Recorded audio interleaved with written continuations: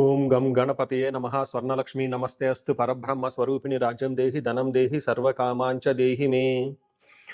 గణపతి మనందరికీ మంచి బుద్ధిని సిద్ధిని సక్సెస్ని ఇవ్వాలని చెప్పేసి కోరుకుంటూ, స్వర్ణలక్ష్మి అమ్మవారు మన అందరికీ చక్కగా బ్రహ్మ జ్ఞానాన్ని కలిగించాలని, తద్వారా మనం ప్రతిదాన్ని శోభాయమానంగా చూస్తూ ఎప్పుడు మనకి దుఃఖం అనేది లేకుండా ఉండాలని చెప్పేసి, ఎప్పుడు ఆనందభరితంగా ఉండాలని చెప్పేసి అమ్మవారిని కోరుకుంటూ, అమ్మవారిని అలానే మనందరికీ చక్కగా సమృద్ధిగా ధనాన్ని ఇవ్వాలని చెప్పేసి, భాగ్యాన్ని ఇవ్వాలని చెప్పేసి కోరుకుంటూ, అంతేకాకుండా మనందరికీ రాజ్యం ఖచ్చితంగా ఒక అథారిటీ, పవరు, స్టేటస్, ఒక దర్పం అవన్నీ మనకు అమ్మవారు ఇవ్వాలని చెప్పేసి కోరుకుంటూ, వీటితో పాటుగా సర్వకామార్థ సిద్ధి, మన మనసులో అనుకున్న ముఖ్యమైన కోరికలన్నీ చక్కగా నెరవేరాలని చెప్పేసి అమ్మవారిని మనం కోరుకుందాం.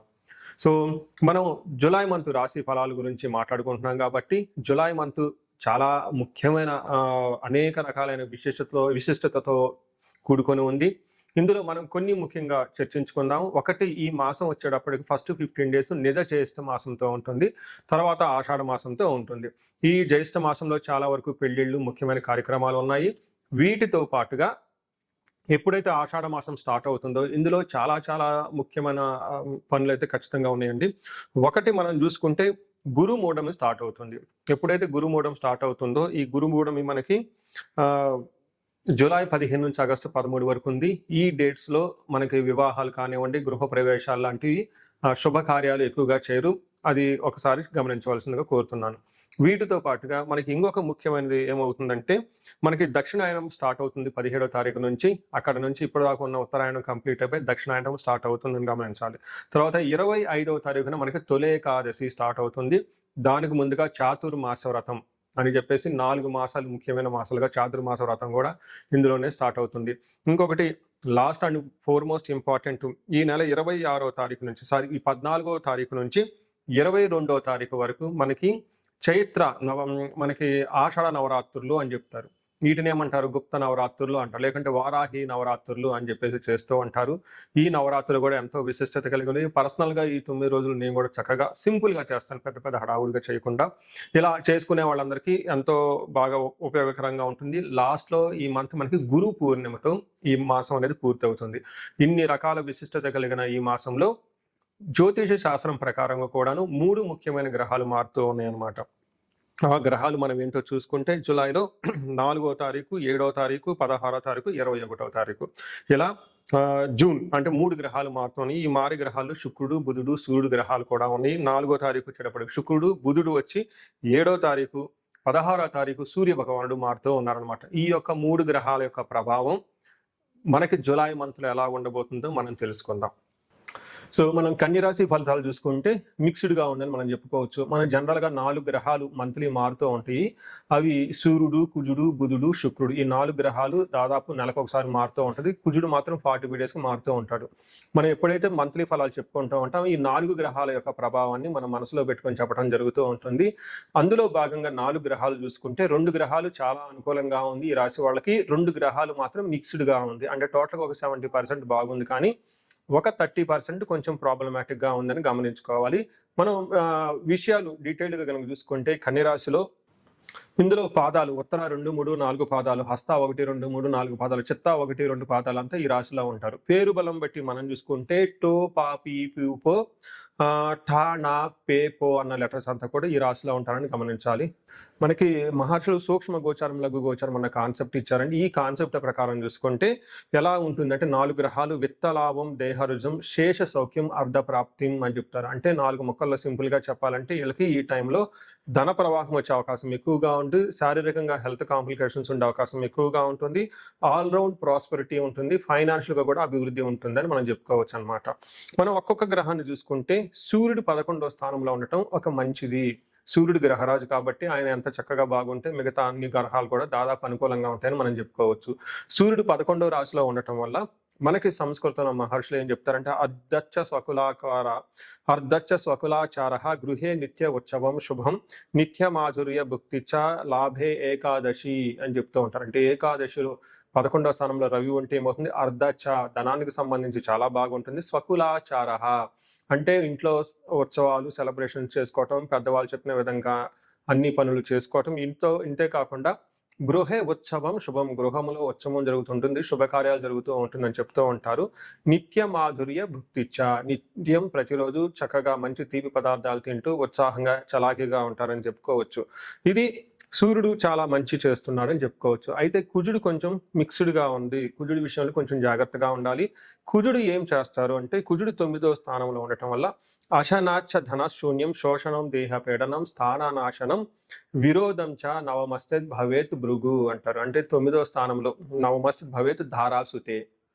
ఇప్పుడైతే 9వ స్థానంలో కుజుడు ఉంటే ఏమవుతుందంట, అశనాచ అంటే అన్న వస్త్రాలకు కొంచెం ఇబ్బందులు పడే అవకాశం ఎక్కువగా ఉంటుంది.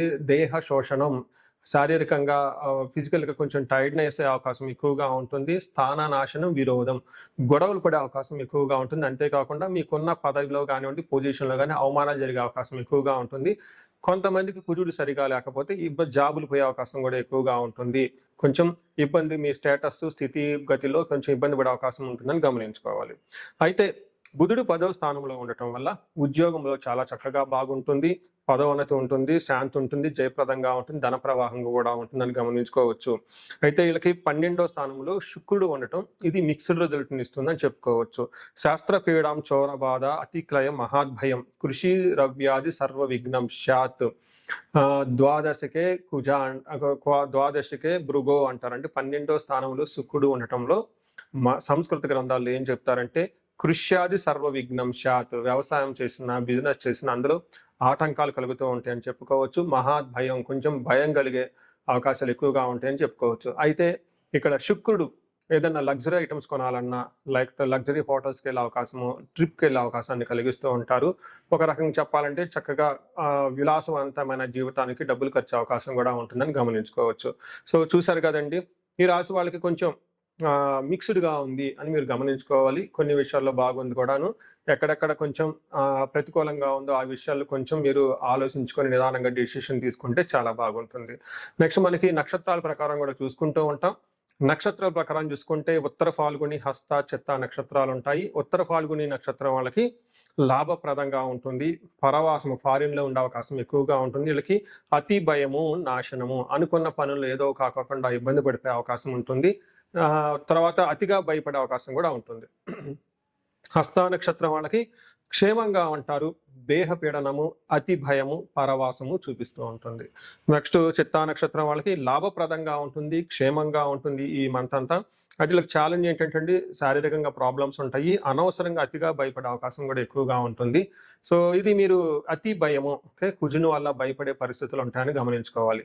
ఇంతే కాకుండా వీళ్ళకి హస్త నక్షత్రం వాళ్ళు పర్టికులర్‌గా పూర్వకాలంలో పశునాశనం అంటారు. ఎవరైనా అగ్రికల్చరల్ ఇలాంటి ఎవరైనా ఉంటే వాళ్ళకి పశువులకు కొంచెం ప్రాబ్లమ్ వచ్చే అవకాశం ఉంటుంది. ఇన్ కేస్ సిటీలోను ఎన్ఆర్ఐలు ఉంటే వాళ్ళకి ఉద్యోగాల మీద ఎక్కువ ఉంటారు కాబట్టి వాళ్ళకి సపోర్ట్, రిసోర్సెస్ ఏమైనా ఉంటే అవి సపోర్ట్ లేకుండా ఇబ్బంది పడే అవకాశం ఎక్కువ ఉంటుందని గమనించుకోవాలి. సో ఈ రాశి వాళ్ళకి ఏదైనా గనక పరిహారాలు గనక చెప్పుకుంటే, కుజుడు వల్ల కొంచెం ఇబ్బందులు ఎక్కువగా ఉన్నాయి కాబట్టి కుజుడికి సంబంధించి సుబ్రహ్మణ్యేశ్వర స్వామి ఆరాధన చేసినా చాలా చక్కగా ఉంటుంది. కుజుడికి సంపూర్ణమైన శాంతి పూజలని ఉంటాయి. ఈ శాంతి పూజలు చేపిస్తే ఇంకా చాలా బాగుంటుంది. ఇక్కడ శాంతి పూజలు అంటే జపాలు, దాన తర్పణ, హోమాలు అని చెప్తూ ఉంటారు. ఇవి చేపిస్తే చక్కగా కుజుడికి గ్రహానికి బలం పెరిగి చాలా చక్కగా ముందుకు తీసుకెళ్లే అవకాశం ఎక్కువగా ఉంటుంది. పరిహారాల్లో భాగంగా ఈ రాశి వాళ్ళు ముఖ్యంగా నేనేం చెప్తానంటేనండి, ఇది గోచార రీత్యం అంటే గోచార ఫలితాలు అని చెప్తూ ఉంటారు. అయితే మీ ఇండివిడ్యువల్ యొక్క జన్మరాశిలో చూడటం కూడా చాలా ఇంపార్టెంట్. ఈ గోచార రీత్యాలతో పాటు మీకు ఇండివిడ్యువల్‌గా ఉన్న దశాభుక్తి ఏంటి, ఏమైనా శాపాలు ఉన్నాయి, ఏమైనా గ్రహ దోషాలు ఉన్నాయో జ్యోతిష శాస్త్రంలో ప్రకారం అనాలిసిస్ చేసుకోవడం చాలా ఇంపార్టెంట్. ముఖ్యంగా ఎవరికైతే ఏజ్ 40 ఇయర్స్ +/- 5 ఇయర్స్ ఉంటుంది, అంటే 35 to 45 ఇయర్స్ ఏజ్ ఉండి మధ్యలో మీకు ఎక్కడైనా కనుక కెరీర్‌లో గ్యాప్ వచ్చినా, లేదంటే అనుకున్న పనులు కాకపోతున్నా, మధ్యలో స్టాగ్నేటెడ్‌గా అనిపించినా, లేదంటే ఏదైనా ఒక గందరగోళమైన పరిస్థితి, కయోటిక్ పరిస్థితుల్లో మీరు ఇన్వాల్వ్ అయ్యారు, తెలవకుండా అవుట్ ఆఫ్ యువర్ కంట్రోల్ వెళ్తూ ఉంది అనుకుంటే ఖచ్చితంగా మీ జన్మ జాతకం చూపించుకోవడం చాలా చాలా ఇంపార్టెంట్. ఎందుకు అంటే మనకు మోడర్న్ సైకాలజీలో, మోడర్న్ సైన్స్‌లో ఇది మిడ్ లైఫ్ క్రైసిస్ అంటారు. కానీ జ్యోతిష శాస్త్రం దీనికి చాలా విధాలైన పరిష్కారాలను చూపిస్తుంది. ఈ టైంలో 2 ముఖ్యమైన విషయాలు జరుగుతూ ఉంటుంది. అలా మీ గ్రోత్ కనుక ఆగిపోయి ఉంటే, ఫస్ట్ మీకేమైనా శాపాలు ఉన్నాయా, ఆ శాపాలు ఈ టైంలో యాక్టివేట్ అయ్యా అని చూసుకోవాలి. రెండోది ఈ టైంలో మీకు నడుస్తున్న దశాభుక్తుల యొక్క గ్రహాల యొక్క ఏమైనా దోషాలు ఉన్నాయా, ఈ 2 కారణాలు ఏంటో తెలుసుకొని వాటికి సంబంధించిన విశ్లేషణ చేసుకొని చక్కటి పరిష్కారాలు చేసుకొని పరిహారాలు చేసుకుంటే లైఫ్ 10 అంతలు ముందుకెళ్ళే అవకాశం ఎక్కువగా ఉంటుంది. నా దగ్గరకు వచ్చే క్లయింట్స్లో ఎక్కువగా ధనానికి ఇబ్బంది పడుతున్న వాళ్ళు స్వర్ణలక్ష్మి విశేష హోమం చేయించుకుంటూ ఉంటారు. శత్రు బాధలు విపరీతంగా ఉన్నవాళ్ళు మనకు వచ్చేటప్పుడు చండీ హోమం చేయించుకుంటూ ఉంటారు.